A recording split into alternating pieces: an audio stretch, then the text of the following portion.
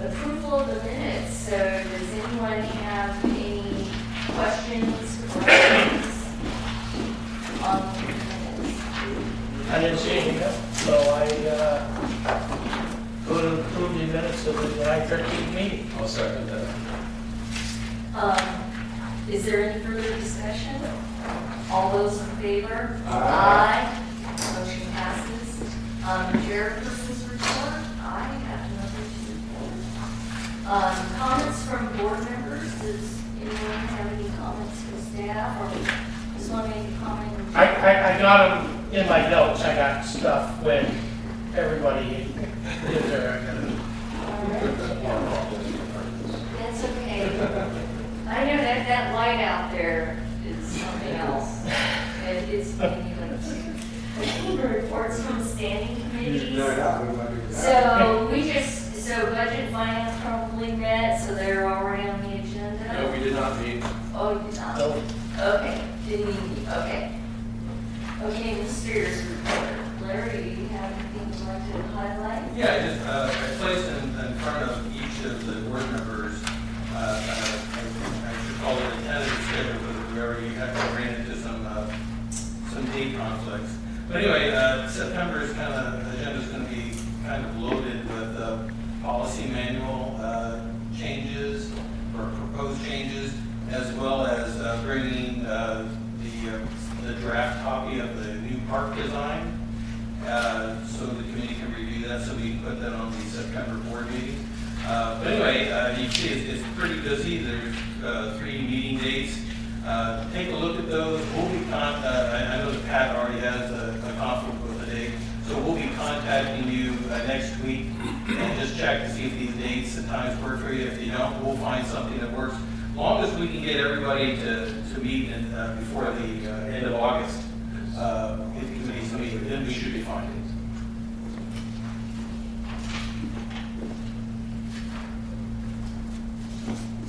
That's enough, sorry. That's, okay.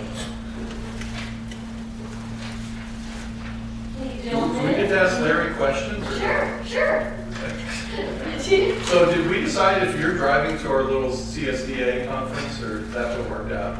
Because the 3 of us are still sitting. I actually had to go dig for my hotel reservation confirmation. It's like, oh, crap, what did I do with I think we that? got a copy of. I did my own, so I. Oh, okay. And I don't know if Diane did her own. No. How did you, I did I yours. think she did it for Huh? all 3 of us. I did all 3 of you. No, I did my own. I did yours too. Oh, good, we have double, we'll need to connect, because Because you told me to book yours. I said book the conference, because And I think we're going to do our hotel, you would yes. okay. And I sent it to you. Confirmation. Okay, well, I'll have to get back to you, because I found mine in a place that it looked like I made it myself. Okay. Yeah. I'd be happy to drive it. I get the big truck unless somebody else has. Yeah, I'm just gonna take a nap in the back of the bed, so. We're only a 5-8-ish. Yeah, that's probably. You might have to bend your knee a little bit. Yeah, that's fine. Just pretty convenient. Might be some dog hair back there, I can deal with it. Oh, no, it'll be nice and clean before you do So, that. So, yeah, we have to drive and. so pretty convenient down in Monterey, 68-degree weather. You guys Bring golf. allegedly attending a conference while we're sitting here sweating. We'll take photos and send them back. Prior to, before your time, that all the board members provided. We may have an extra room. So maybe you can let that come. So Tara, if you remember, can you send me the confirmation you sent me? I should have. And then that way I'll verify which one is which, okay? All right, Scott, do you have anything to add? No, unless there's any questions about my report. Does anyone have any questions for Scott? Alan, Pat? Oh, okay, that's fine. I just want to say the new park signs, those are awesome. Yeah, Good job. they turned out very well. Yeah. And I think they created a couple of parks. Yeah, I think you did. Yeah, I think it's gonna make a big difference. Yeah, that was very good. Kudos. Scott, since I got you. Oh, go ahead, that's it. I was sitting there, the broken sprinklers and valves at these parks, so are most of these made by the public? No, actually, the majority of them are the type of valves that are buried several feet below the ground level. gauge, Oh, okay, okay. repetitive use, high water pressure. One will go, and it'll take, you know, a little bit of effort to pinpoint it, and dig it up, and place it. Okay, yeah. Then the only other thing I had is the wear and tear on that climbing apparatus. Is that, did maintenance just happen to see that? They did, actually. It could have come up after a busy weekend, or, you know. Well, I think it's a good catch, and that's why I'm saying, you know. Kids playing on it, you know, inappropriately. Right. So we've actually pinpointed a replacement structure that'll be less apt to wear out like that. It's just have that. I know how society is nowadays. Yeah. If we don't take care of it, we'll definitely take care of it. So, yeah, that should be replaced by the end of the month. Okay, any more questions for Scott? Mark? For me, I just have one thing I want to add. Our new recreation guide for the fall and winter is going to be, we're going to get our copies on Monday. They're going to go in the mails to all the residents on Tuesday, so everybody should have them by Wednesday. So if you check in your mail on Wednesday, hopefully you guys will be getting yours. You know, what happens. We don't get them. You don't get them? Nope. In Antelope, we don't get them. Yeah, we Nope. rarely We get. get Sunrise. I got Rio Linda's about did a you? year Oh, ago, yeah. yeah. Oh, okay. Yeah, the way the post office does it. Yeah. Our mail doesn't come out of the North Highlands post office. It comes out of the thing off. We still select routes, Yeah. though, site-specific routes. I know.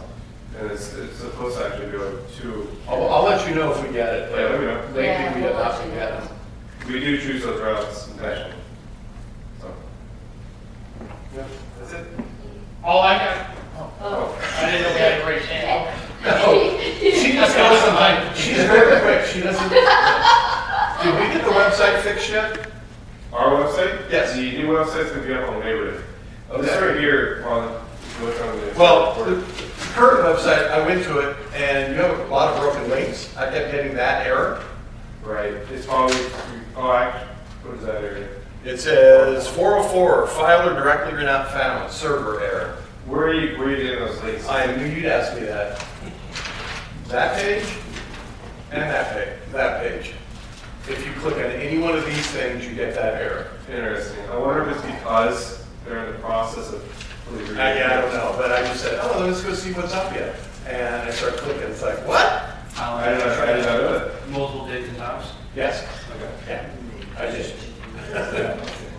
I tried to go over either 2 or 3 days. I thought it was just my phone when I was looking at my phone. Oh, you had problems too? Yeah. Okay, I thought it was just my phone, yeah. because I was sitting at work when I should be doing So, something. one thing about the new website we are gonna have, revamped and redesigned is it's gonna have the mobile website is actually gonna look different than our actual website now.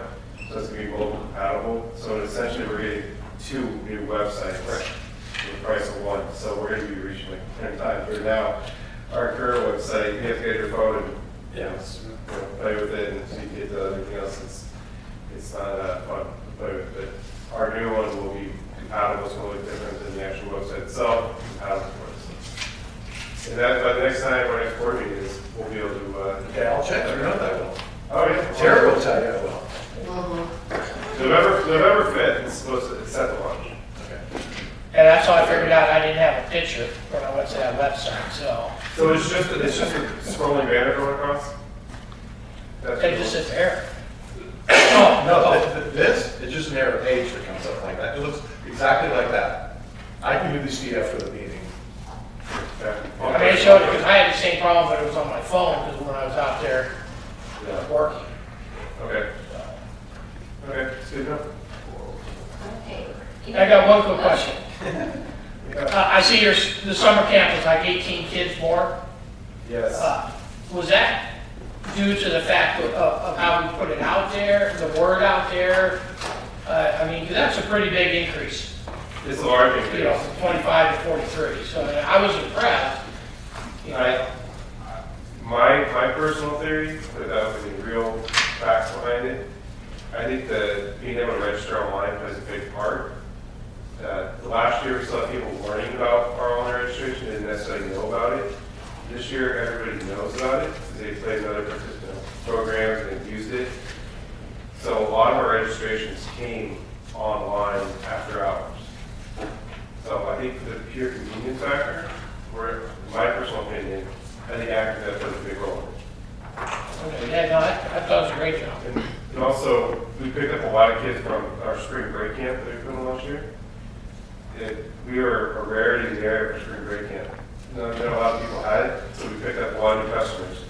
We were able to transfer those customers to summer kids camp as well. So they weren't out going back to their traditional camp. They were pleased with what happened at spring break camp at State State. So it was a big jump, and hopefully we have a bigger jump next Good year. job, good job. Excellent. Any more questions for Warren? Terry? All right, anybody have any questions, Terry? I refuse. I already know.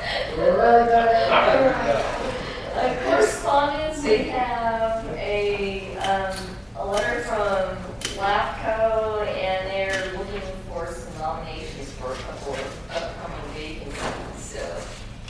Anyone wanting to be nominated? It's on the agenda. Oh, it is? Yes. Oh, that darn thing. Oh, there it is, Tennessee, okay, thank you. Okay, comments and reports from the citizens and organizations, we don't have anyone. All right, unfinished business, none. New business, 10A, proposal for special tax consulting and levy administration services for the North Highlands Recreation Park District. So, you're on. Let me, Okay, sure. First, I'd like to introduce Blair Oss from SEI. Some of the board members probably remember Blair from a couple of years ago when his firm was very instrumental in getting the community facilities district established at Elmhurst Park, which is, I talked to the developer today, and he said they've sold like 5 or 6 more homes since the last time I talked to him, so that's good. People are starting to move in. But Blair's firm, and I won't get into all the idiosyncrasies and the details of it because Blair's the expert of that, but his firm established the process which allows us essentially to collect fees from the homeowners so we can maintain the new park and the surrounding landscape areas. And that was very successful, a very lengthy but successful process. So since that time, there's been some questions from the board and staff have engaged back and forth about what the next steps in the process is. When do we begin that process, the timing, all the everything that goes into the process. So I called Blair on the phone and started talking to him and realized that his firm, over 100 different agencies that you provide a similar service for, and that's essentially managing the CFD for the district. I think I've shared with some of you my background was in landscape and lighting districts, which were already established, but this was establishing something new, and it creates a process that I'm familiar with to a degree of having the reports, having to keep track in detail of what you're spending. Homeowners are very curious when they're paying fees, so they want to know where their fee's going and why the fee is what the fee is. And when in talking to Blair, I found out that his firm will do this. And I think that the professionalism and the quality that has to go into this to make sure that we're meeting our end of this is crucial to the district. And so anyway, I invited Blair to come 2 things tonight. One is to talk about this proposal, which is on your agenda, but also to answer questions that the board has about the timing and the process as we go forward. So, Blair? Thank you, Larry. Good evening, members of the board. Again, my name is Blair Alvis. I'm Director of Planning Services with SCI Consulting Group. And it was a great introduction. I won't take too much of your time, but just first a little bit about ourselves and our firm. We have been serving public agencies for about 32 years. And at least I've been with the firm for 17 of those years. And I think we first, we might have started earlier, but I know we were working with Kay Cahill about 11 years ago when development was starting to pick up, and we helped, at least we were talking about the CFD formations to help the district mitigate the impacts of development. And so I think we worked with you and worked worked with the county to get those conditions in place so that when development started to pick up, that you would, the county would condition those projects for them to mitigate their impacts by approving this special tax. And so, and I'm glad that we were able to help you get the CFD formed for Alberta Park. Yeah, so as Larry had indicated, our firm, we've been serving public agencies for 32 years, and essentially what we do is we help public agencies establish new taxes, assessments, fees, and charges for funding infrastructure, new facilities, or to supplement your general fund that sometimes is insufficient to fully provide the level of service that's needed. And so over those years, we will help a public agency form one of these districts, but then there's also this annual administration that needs to go on each year. And so often we're also retained to be the administrator of the special tax. And so that's what that's the proposal that's before you this evening. So and what that really involves is each year working with Larry and his team to come up with the budget for the CFD. So you need an annual budget, and then there's a process to determine the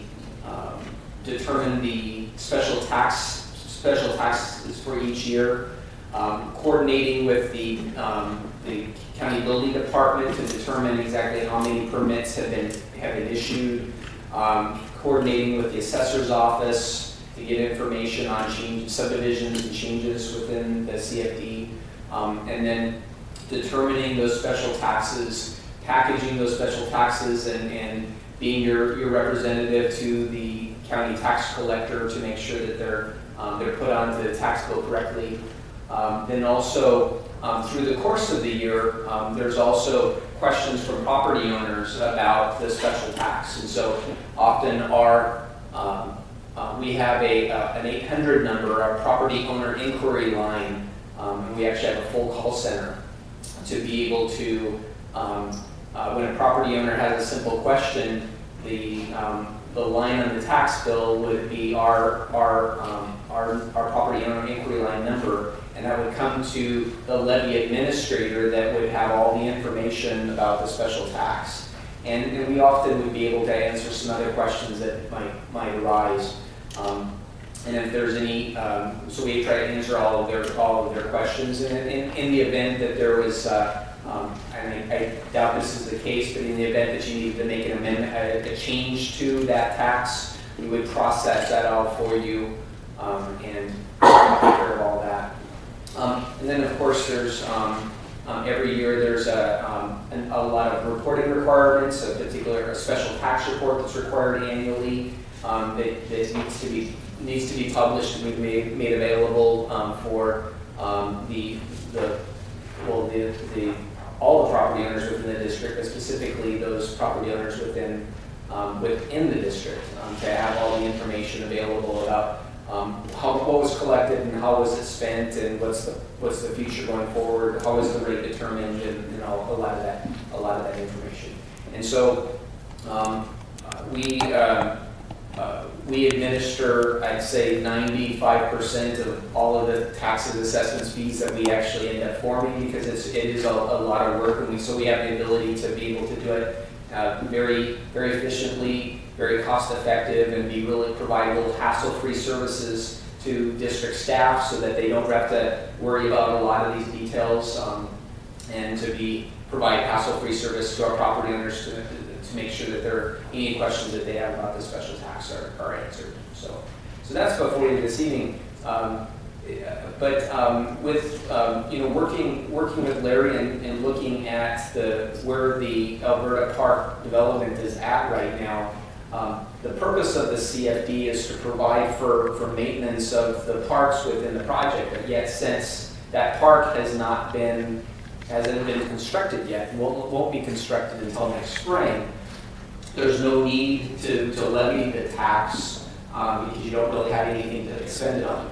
And then, so this is common. CFDs are really for a lot of them are formed for new development, and so they are designed to fit with the development projects. And so so we made a recommendation that there not be a levy of the tax for the upcoming fiscal year, but be ready for the next fiscal year to levy that special tax. And so there's not a lot of work to be done until you go ahead and start to make those levies. And so our proposal is actually for our services would start for, I don't think, Larry, if we talked about the timing, but I mean, we'd start right away, but the work, a lot of the work would happen to prepare the levies for the 2018-19 year.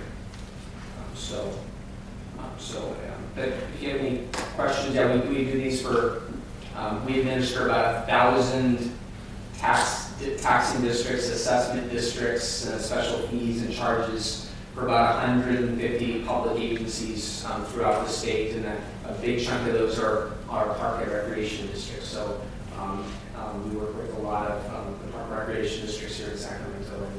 So, any questions? Or? You have any? Yeah. Thank you. First, good to see you again.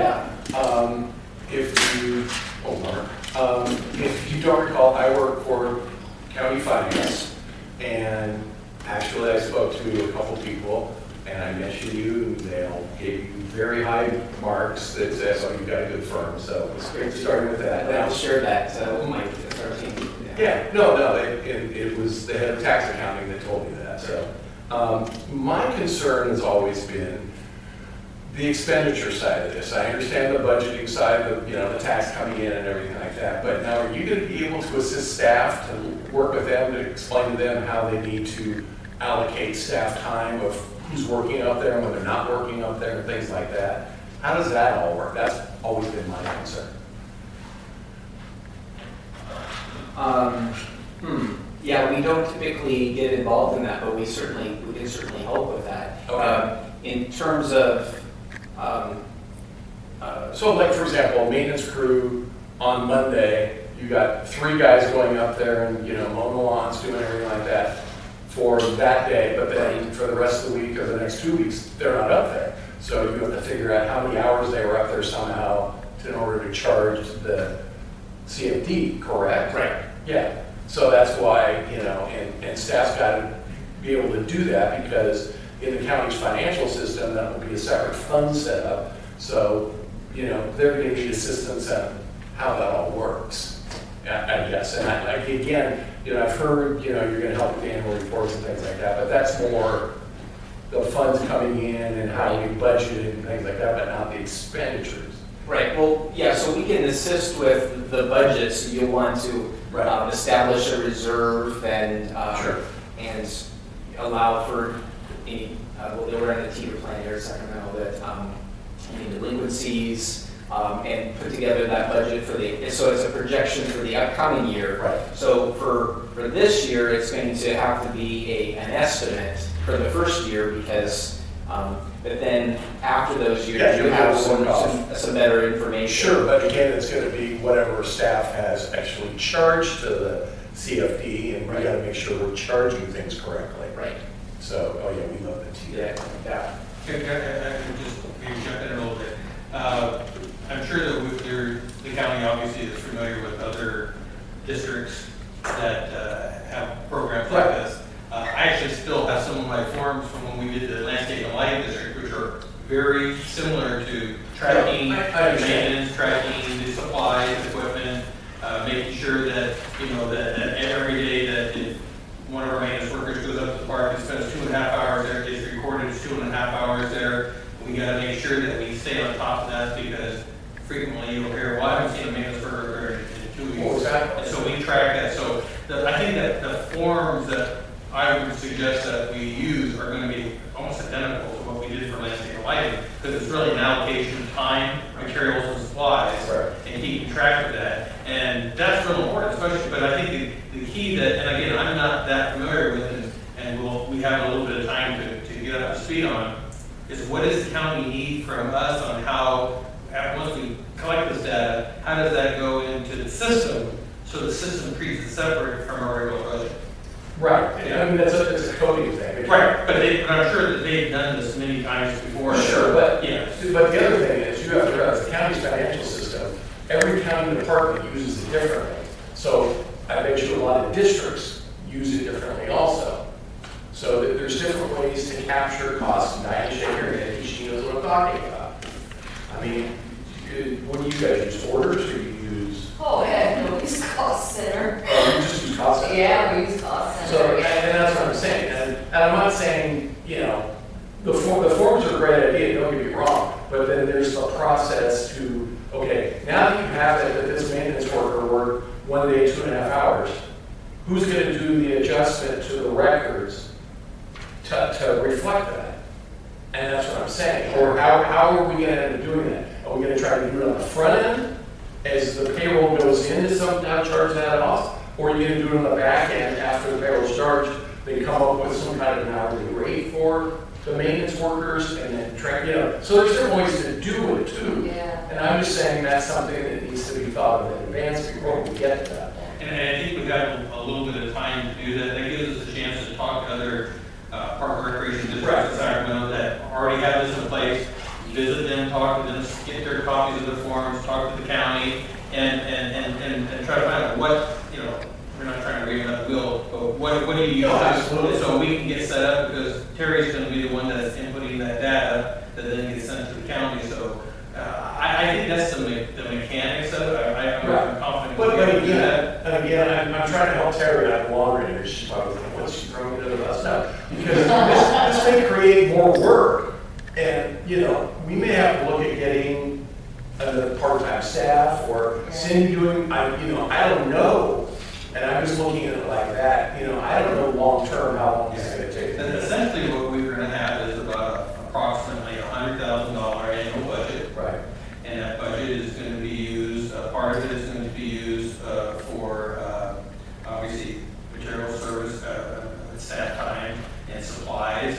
It's gonna have to be something that goes into a reserve account. Right. We built that into it so that in a 15-year period, we would have sufficient amount of money to replace a new playground at that time, so that it doesn't come out of the general budget. We don't have to make any, go back to the homeowner and say, we're just gonna be your rate's gonna go up because now we have to do this. Exactly. Plan that stuff ahead of time, so it's kind of seamless. Yeah, I'm actually looking forward to it, and I don't sense there's gonna be any major obstacles to. No, I don't think it'll be a big obstacle. I mean, keeping in mind that the rate, the maximum tax rate, which is what was established, had a budget at build out of the project. So there was some, and I can't recall specifically, but there was some analysis based upon that to determine that tax about how much you're going to need for those maintenance services, repairs and replacements. And so we can certainly help you set a lot of that up, but but we don't get involved in the actual we don't have a system for working with you to do that coding. Okay. So I just have one other question. So what's the maximum we could have in, fund, growing it, because like Larry said, 4 playgrounds? Is there any kind of maximum we can have for a CFD? Percentage-wise or dollar-wise or anything by code? I don't know. Well, the maximum tax was already established. The maximum tax, what I'm saying, is it increases every year, like to cover the cost of a playground. Let's say over time we get 50,000, 100,000, whatever. I mean, is there a maximum, either dollar amount or percentage? I have to go back to look at how we did That's fine. that calculation. Yeah, I think we calculated it. I think, don't get me wrong, but I think we also factored in the cost, what the COLA or cost of living adjustment's going to be, I can't think of the top of my head, but what's the cost going to be 15, 20 years from now when that equipment is aged out? And we factored in, I want to say it was $18,000 is what we're going to have to, I take that back, $18,000 a year out of the $100,000 has to be replaced into the reserve. So at some point in time, our reserves will, and this is when it gets tricky, especially with the property owners. When your reserves balance is so high, that's why we need to communicate with them as to what that is for. Right. Yeah, because, I just, again, my landscape lighting district days, those folks would get antsy when they see, well, gee, our district is 52,000, but you've got 45 in reserves. Well, because we have to plan for replacement of equipment and so forth. So I think over time, my predecessors and maybe their predecessors, and that's the board, have to reach out to the community. And, we have obviously various ways to do that, to let them know in that community, this is what your budget is, this is, how much goes into, annual maintenance costs, but this is how much goes into the reserves, and this is what the purpose is. And that at some point, we'll start to see that grow substantially. Yeah, I just didn't know if there's, by the code or our documents, if there's any max amount we can have in reserve as we're planning forward. Actually, you want to be consistent with whatever, whatever was in the the formation and that information. But with the formation of the CFD was a collaborative effort with the developer and the districts, and so they really were at the table approving the whole structure, and that's one of the things that I enjoy about forming a CFD. It's a great funding mechanism because you have a developer and a public agency that have to put in infrastructure, and sometimes you wanted to keep it really simple and straightforward, but sometimes there's a need, because of the development project and other factors, to have it really, really complex. I did one for a water agency that had more calculations and permitting. It was just incredibly complex, but that's what we needed to achieve the goal, and sometimes it's very simple. So I say that to you because I think there's a lot of there's flexibility in for the district in how they use those proceeds. You have those limitations, but I think there's some flexibility. Yeah, and you're right. Part of the discussion with the developer in the county was, there's a lot of estimating going on, because keep in mind, we created the budget before and the special tax before we created the park. Right.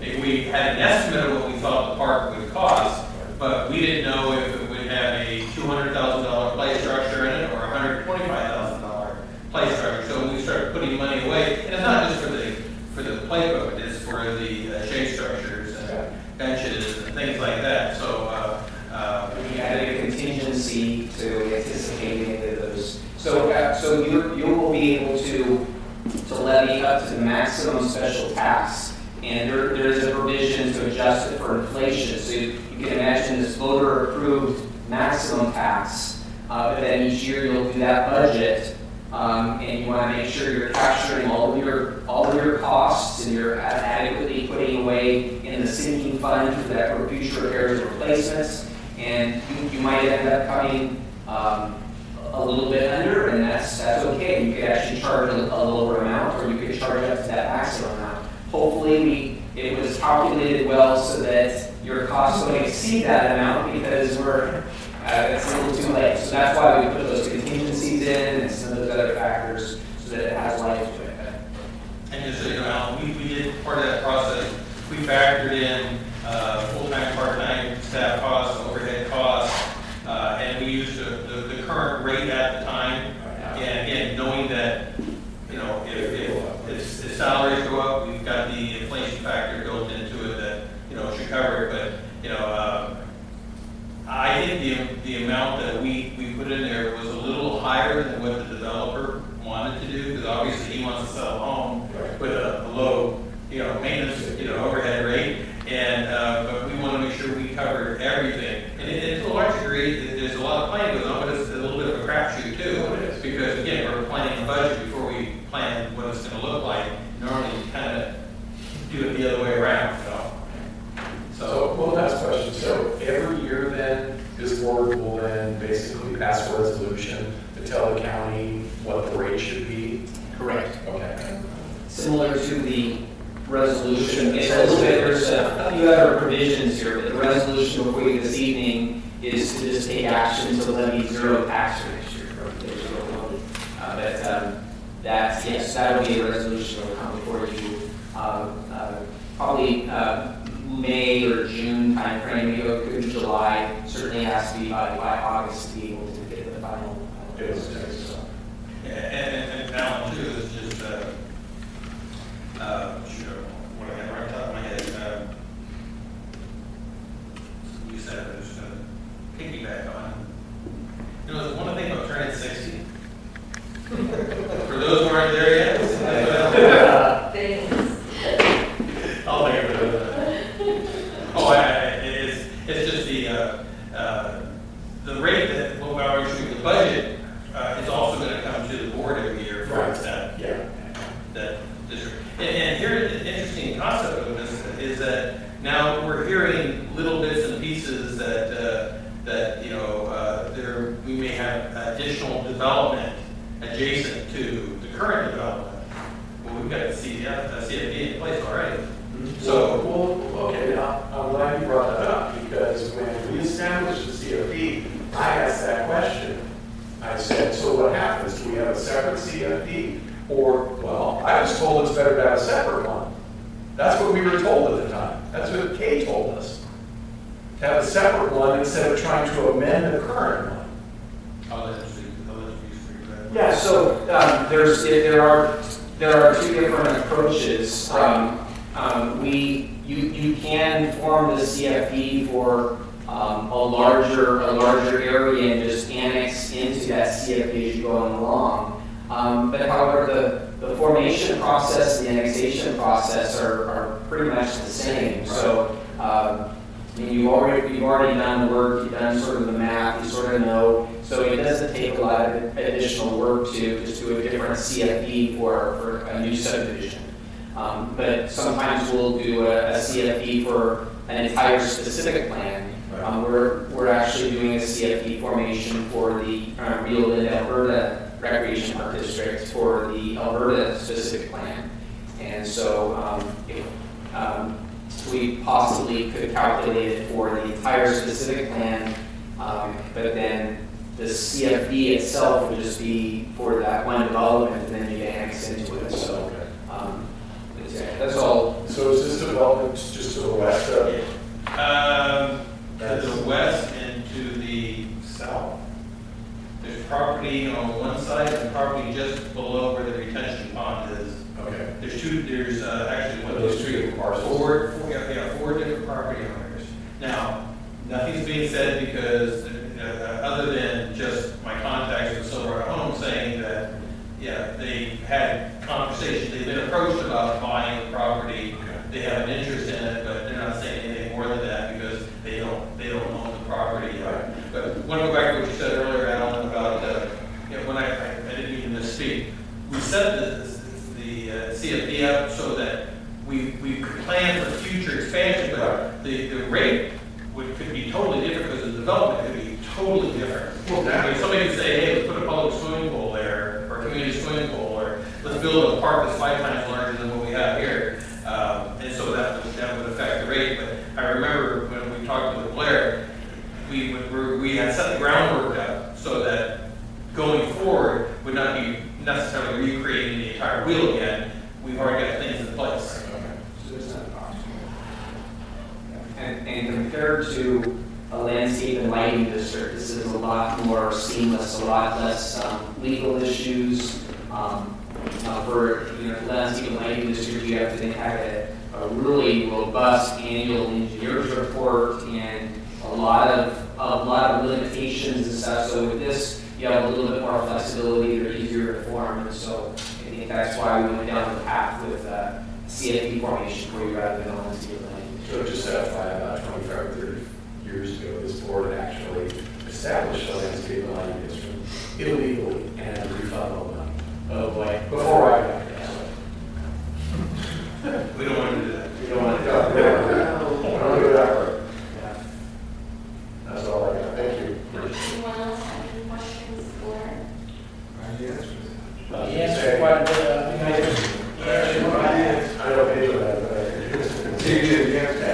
but I just, I applaud you going forward. I mean, this was an effort that started about 11 years ago to try to get the county to recognize that your ad valorem taxes are not enough to meet the service levels of all this new development. So it was sort of a conversation of let's stop the insanity and establish, put a condition on the development to allow you to charge this little supplemental special tax, so that you don't keep, because I've been working with Park Recreation District for 17 years, and it's all the challenge is always not building the park, it's always maintaining it. And that's always the big challenge. And so this can provide you that comfort level that not only are you going to be able to build the park, but you can maintain it as well going forward. So that's a good model. I mean, you still might have the challenges that you don't have enough to maintain the existing parks at the service level you want.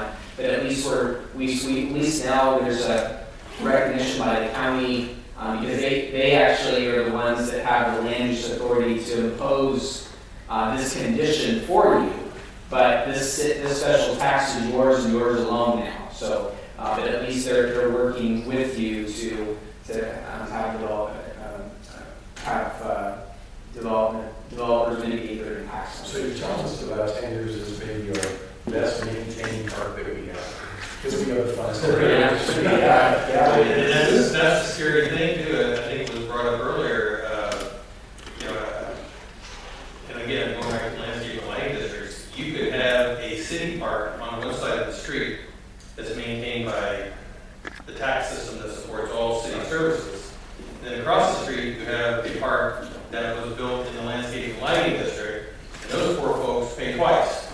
They're paying for the landscape through the landscape and lighting district to maintain that park and everything about that park, plus they're paying their regular taxes to support not that park, but everything else. So it is a little bit convoluted sometimes when you try to explain to people because they don't understand why they have to. They just have to pay twice, and then you go back and say, well, when you bought the house, that was a condition that was explained to you that you are in this particular, just like these people who are buying homes in Alberta. They know going in when they're buying it that they're being charged a special tax to pay for this service. And I should just point out for the newer board members, we're talking parks. There's more than just a park. There's going to be, we designed, working with the developer and we're working with the landscape architect, there's going to be an entryway into that park. It's not going to be overblown. It's not going to be like something that stands out really different than everything else. But we wanted to make a nice gateway entryway to the community so people, when they come there,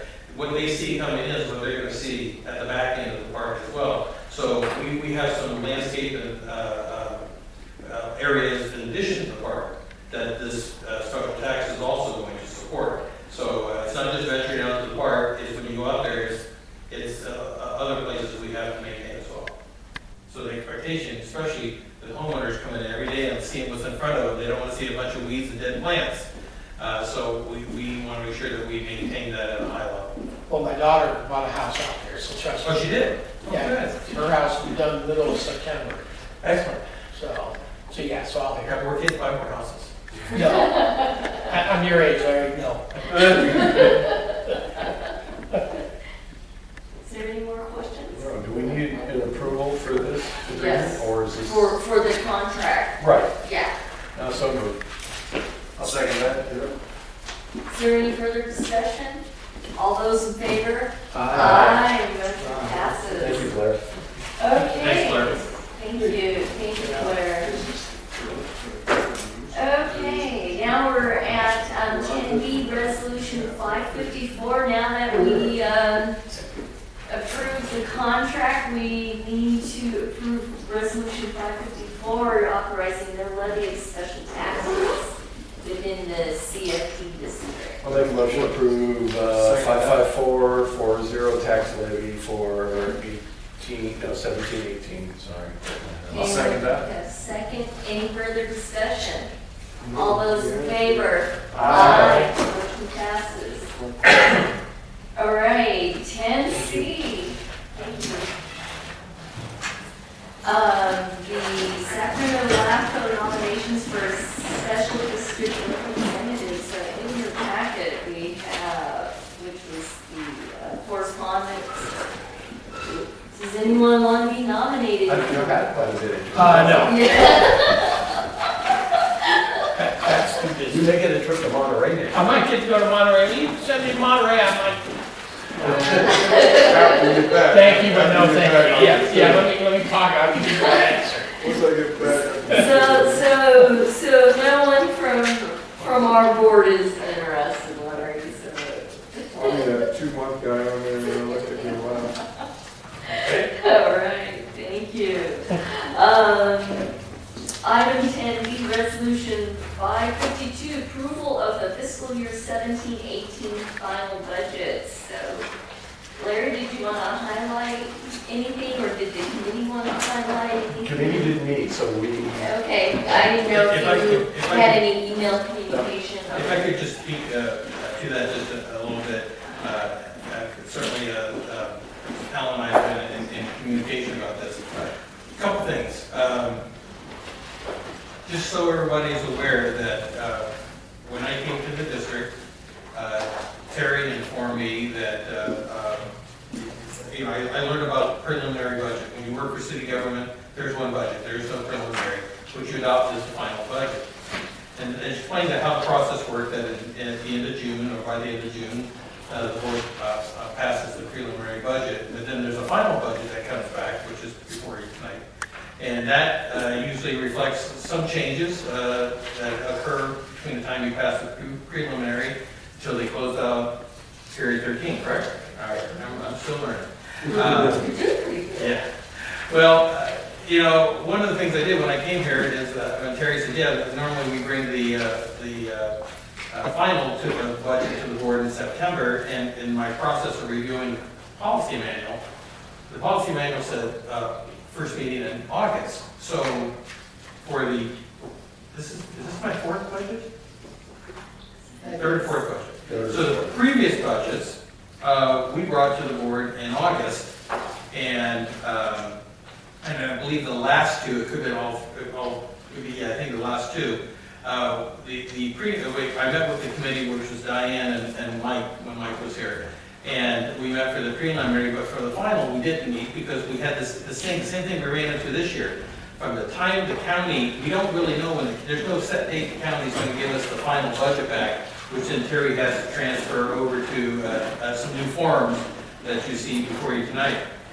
And this year, and Terry, correct me if I'm wrong, I believe we got the information from the county last weekend. Terry was able to basically close their door and work on transposing that information onto the new forms.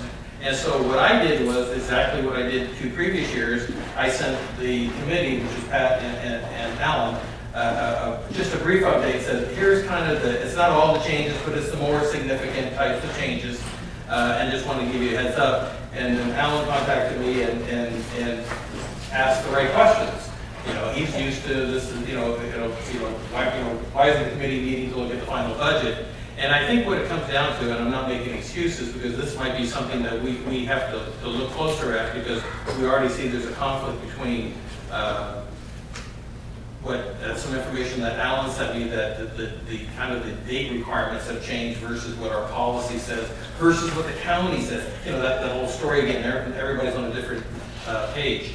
But essentially, what I did was I would love to have the committee meet to go over the final budget.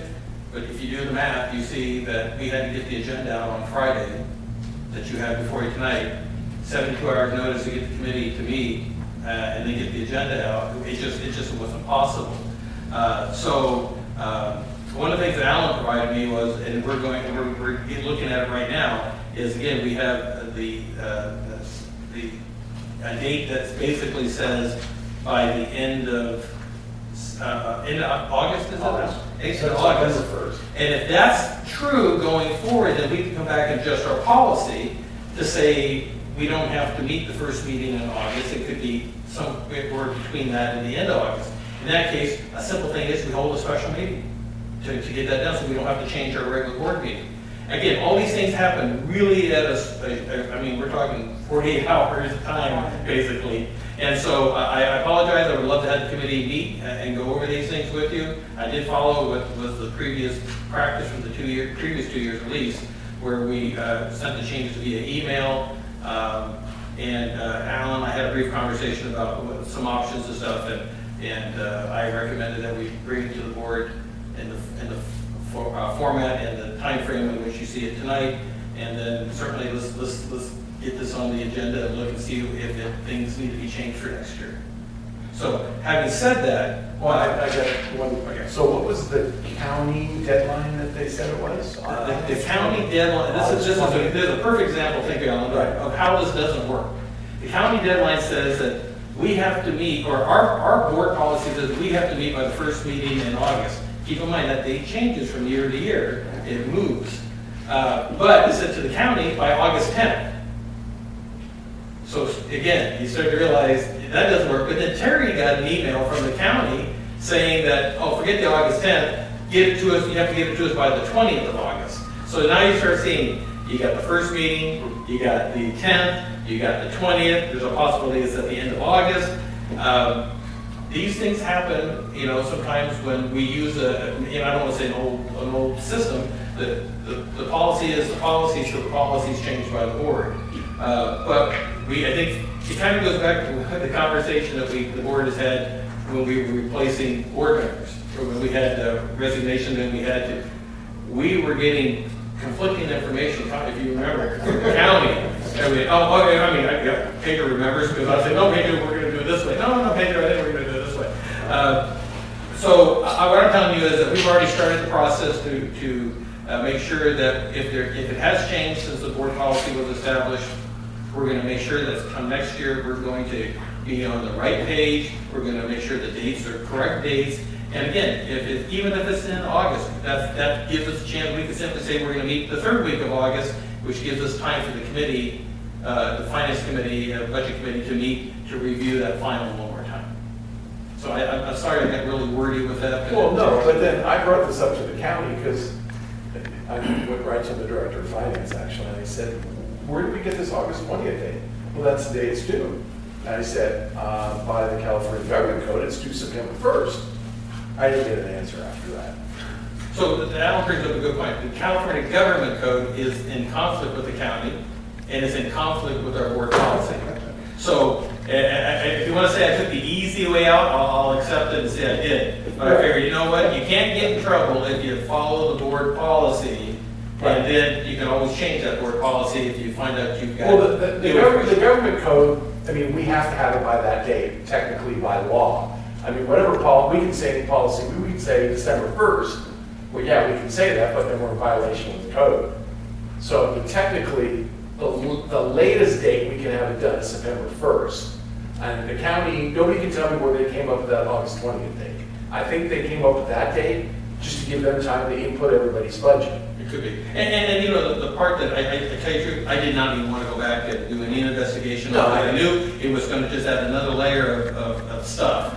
And that was, when Terry told me, he said, well, prior to you coming, you know, we've always approved it at the September board meeting, which meant that we were probably in violation of the government code, because we were 7 to 10 days beyond the August 31st date. And sometimes, if, you know, I did look once, you know, we didn't send it to the county until like about the 25th of September.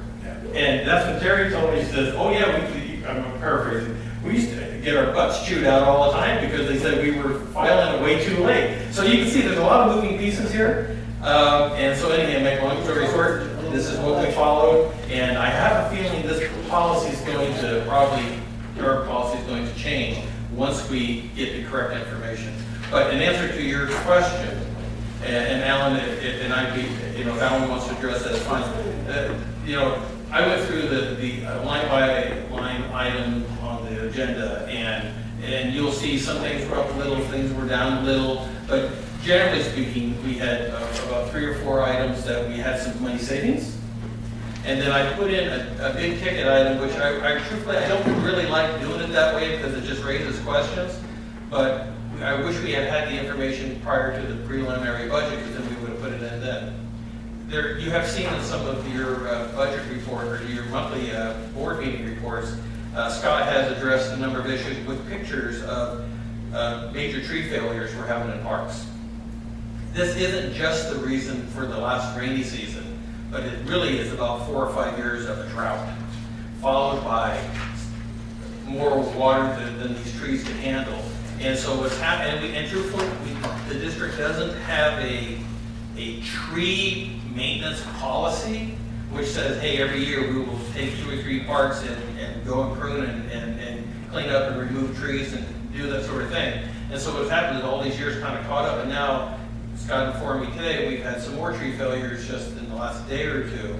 And so, well, one of the things we did prior to the approval of the preliminary budget, but we didn't get the information back till after you had adopted it or approved it, and that was we wanted to get some quotes of, if you looked at our park system, what is it going to take to clean all this mess up? And Scott, correct me if I'm wrong, we didn't go through all the parks, we just took the ones that are most serious, high-end. I think 4 or 5 parks we looked at. And the estimate was, again, because I wouldn't want to go out and get more estimates, but I needed a ballpark figure to work with, it was about 40,000 plus. Right. That's a lot of money, but when it goes to tree work, that's really not a lot. But if we don't do this, the things that we're experiencing now are going to happen, and God forbid, what we're going to have is somebody sitting at a picnic table or playing in a children's play area, and one of these gigantic branches is going to come crashing down, and we wish we had spent the money years before.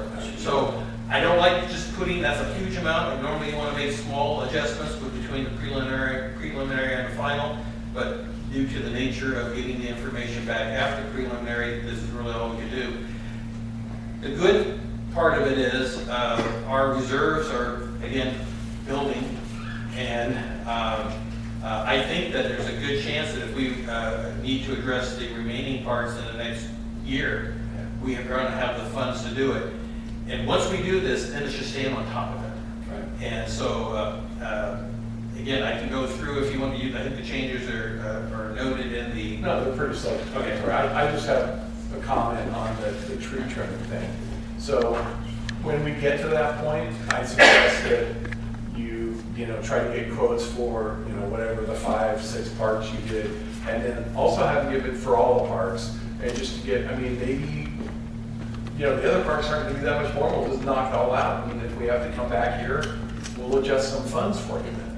Yeah, and I don't think it's either Scott or I, or, you know, Scott's probably smart enough, maybe I'm not, to think this thing through, but the reality of it is I wouldn't want to do a bid for all the parks at one time anyhow, because I know that in next spring and early summer, the tree crew, these tree guys are going to be getting hungry because they've been busy like crazy through the winter dealing with all the storms and stuff. They're going to hit a downtime. That's the best time to go back out again because the prices all of a sudden tend to get a little better. But in this case here, it's like, let's don't fool around with it. I mean, I think probably some of the tree problems we experienced the last 2 days were ones that are already on our list. Yeah. And, you know, these aren't trees necessarily that are the trees failing. It's the heavy branches that are so weighted down. The crowns of the trees are so heavy, they can't do nothing but snap at this point in time because they're full of water. So Scott, we don't have any eucalyptus left, do we? Oh. Because I remember at Freedom we had 1 or 2, and those are gone now. But aren't those gone? Yeah. Not that anything. Yeah, because those do that. They drop branches left and right, so. You guys know that technically a eucalyptus isn't even a tree, it's an Australian weed. So we can't even cover it in the fund. Exactly. Yeah, we don't have Well, just real quick, you notice one of the things that there was a substantial change in our favor was workers' compensation. In the preliminary budget, we budgeted 44.8, and of course, it always happens. We get these numbers after the passing of the preliminary budget. It actually came in at 32,000, so that was substantially. So I'm hoping that's because we're not making a lot of claims.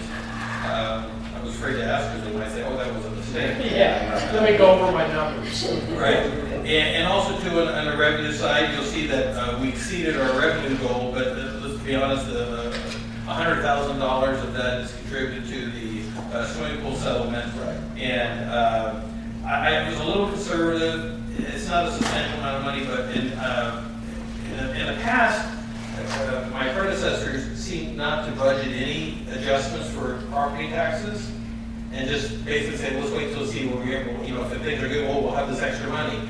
And so what I try to do is take, if we've got 60,000 this year, I put in the budget, we'll get 45, because it is starting to kind of level off a little bit. Yeah. But I'm also read the paper the other day, that might change and start going back up again as things are changing. But anyhow, I budgeted 45,000 and anticipated across the board property tax, and of course we'll get $25,000 in new revenue next year and the year after from Twin Rivers Unified School District from the settlement, then we'll be over one. But that's really kind of the major changes. Well, we're going to make a motion to approve resolution 552, the 17-18 budget in the amount of $2,036,508. I'll second that motion. Is there any further discussion? All those in favor? Aye. Motion passes. Okay, item 10E, resolution number 553, approval of the appropriations limit schedule. So, It's the chair's responsibility to explain what this is. hey, Alan, why don't you explain it since you're much more knowledgeable about this? I know it has. I'll deal with that. Terrible at this. I mean, there's some Never been real explained. basics of it, but, in provisions of the government code, back in 78, 79, there was a base appropriation limit that was established, and then the code allows, for an increase every year, and this year, we are at,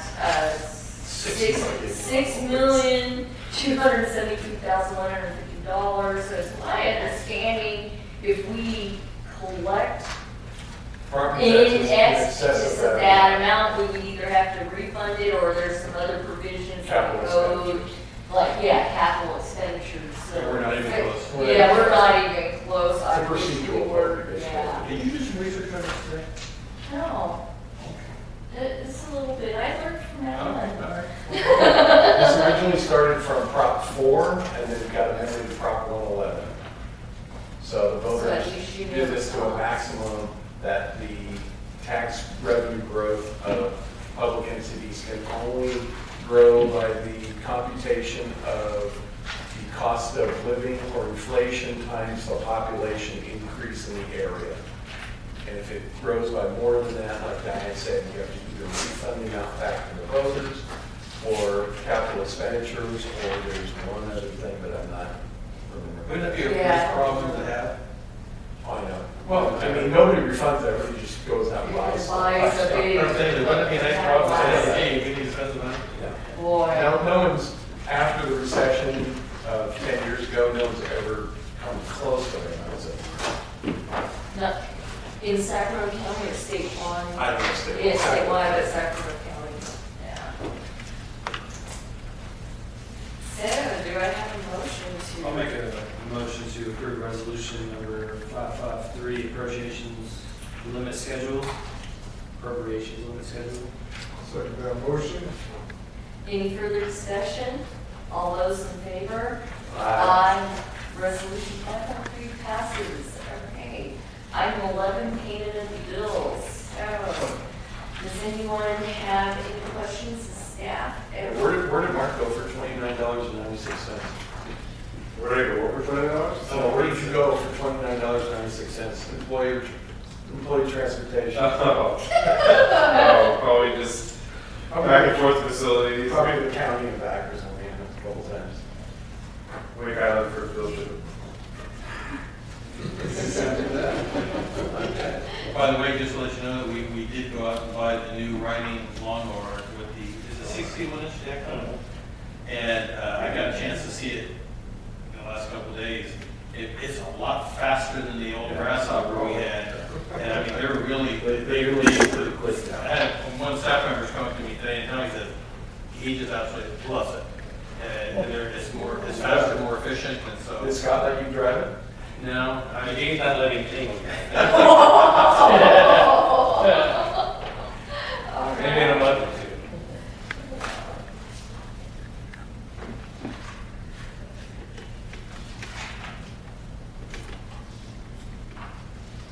So, auto maintenance service, North Highlands Tire Pros, that these guys right over here? Yeah. Okay, that's where my van is right now, so. We use them a lot, and James, the auto down the street on Watt, they do a very good job. Yeah, I mean, So things you I've can't- actually used these guys, and they're Yeah, pretty good. so they're very good. So do we have a maintenance program on our computers, for our computers here? to be honest with you, we're not, I would say we're not big enough to really make that investment. I had one with the city of Napa, and but it made a lot more sense because what is your maintenance budget, right around $1 million? You know, when we were probably 18, 20 million. Okay. And I mean, it's just, at some point in time, if we want to have it do more, because you can buy, what's the word for it, Mark? It's, I don't know, jeez. Spend a lot of money on here. I'm asking a recreation guy.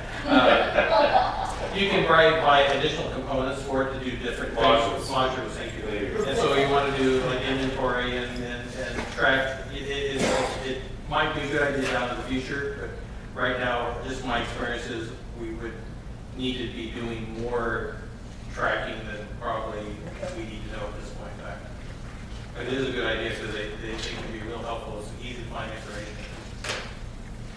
Okay, I have a question from Tara. So under vendor, if it says US Bank, is that a credit card? Yes. Okay. Are you tied into the statewide system?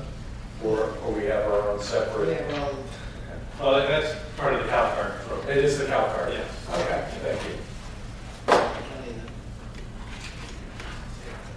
We got cow card 3 years ago.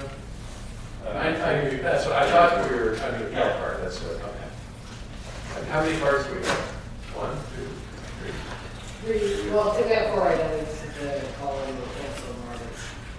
Really? Yeah. We have to drive down and get it from them? Nope, I keep them all. And then use them? And Jerry, who uses their card the least? Larry. I think it's use it. Yes, everybody buy it for them. No, I think everything gets them on our right. Yeah. I'll make a motion to ratify payment of the bills. Second on those. Any further discussion? All those in favor? Aye. Motion passes. The next meeting of the Board of Directors of the North Highlands Recreation Park District will be Saturday, September